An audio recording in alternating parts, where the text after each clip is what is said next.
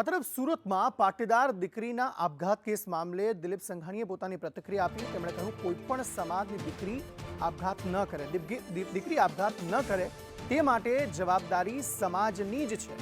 દીકરી ખુલ્લા મને સમાજ અને સરકાર પાસે મદદ માંગી શકે છે। અકસ્માત અન્ય પ્રસંગોમાં જ્ઞાતિનું સ્વરૂપ આપવું એને હું થોડી મર્યાદિત સમાજવાદની વ્યાખ્યામાં ગણું છું। કોઈ પણ સમાજની દીકરી સુસાઇડ ન કરે એવું વાતાવરણ કરવું સમાજની જવાબદારી છે।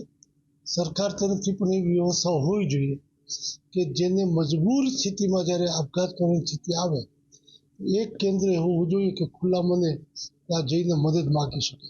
અને સમાજમાં તમામ સમાજ કહું છું એટલે જ્ઞાતિ જાતિ કોમથી પર ઉઠીને કોઈ પણ દીકરી છે એ સમાજની દીકરી છે, રાષ્ટ્રની દીકરી છે, રાજ્યની દીકરી છે, એને જ્ઞાતિઓ સાથે જોડીને એને મદદ કરવાની કદાચ શરૂઆતમાં જે જરૂરિયાત હોય તેવી કરી હોત તો આ પગલું આવ્યું ન હોત।